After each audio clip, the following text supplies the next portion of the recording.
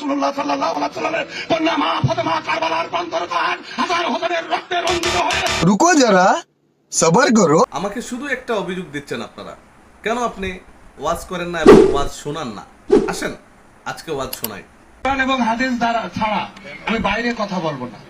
সর্বপ্রথম ইসলাম না, ইসলাম সম্পর্কে বলা হয়েছে আল বানিয়াত ইসলাম ওয়াল খামসিয়াতুন, ইসলামের 5টা স্তম্ভ। প্রথম স্তম্ভ হচ্ছে কালেমা শাহাদাত, দ্বিতীয় হচ্ছে আকিমুনাস সালাত ওয়া যাকাত ওয়া রমজান আর সাওমের রমজান ওয়াল হজ্জ। এর মধ্যে কি ভোটের কথা আছে?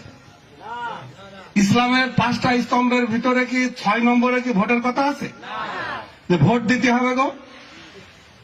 এই হলো ইসলামের প্রথম স্তম্ভ। সেকেন্ড কথা, আল্লাহ তাআলা কেন মানুষকে সৃষ্টি করলো আপনারা জানেন? খলাকাল জিন্নি ওয়াল ইনসানা লা ইয়াবুদুন। তাহলে মানুষকে এবং জিনকে আল্লাহ তাআলা তৈরি করলেন কি জন্য? আল্লাহর ইবাদত করার জন্য। কোন মার্কায় ভোট দেওয়ার কথা কইছে? যাই ওই মার্কায় ভোট মারবা বলেছে? কখনো বলে নাই। ইসলাম এই যে আমরা যে ভোট দিই, এই ভোট হলো আব্রাহা লিঙ্কন, যে একজন খ্রিস্টান এই গণতন্ত্রের উৎপত্তি করেছে। ইসলাম খিলাফতে বিশ্বাসী করে। ওয়াসকালা রাব্বুকা লিল মালাইকাতি ইন্নী জাইলুন ফিল আরদি খলিফা। হে ফেরেশতারা, আমি দুনিয়াতে মানুষকে সৃষ্টি করতে চাচ্ছি খিলাফতের জন্য। ওখানে তো ভোটের কথা নেই, ওখানে তো ঢপের কথা নেই। 114টা সূরার ভিতরে, পবিত্র কালামের ভিতরে কোথাও ভোটের কথা নাই।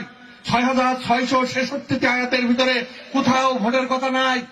আছে শুধু ইবাদতের কথা, আসে শুধু হলো হকের কথা।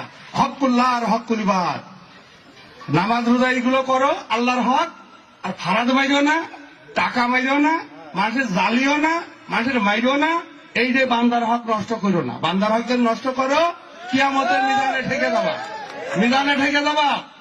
বোনের ফারাজ মাইরো না, এই সমস্ত কথা বলেন। আপনি বিবাহ করেছেন, আপনি দেড়মহরকে, আপনার স্ত্রী আপনার কথা শুনতে বাধ্য। তালিমের নামে মেয়েদের কিছু নাই। মেয়েরা আজকে তালিম করে বেড়াচ্ছে। তালিম করা যদি জায়েজ থাকতো তাহলে মা ফাতেমা তালিম করতো, তালিম করা যদি জায়েজ থাকতো তাহলে হযরতে আয়েশা তালিম করতো, তালিম করা যদি জায়েজ থাকতো এইভাবে করে বড় বড় সাহাবীদের স্ত্রী এবং হলো যে সমস্ত নারীদের নাম এই আপনার ইসলাম আছে তারা তালিম করতো। তালিম এইগুলো নাই।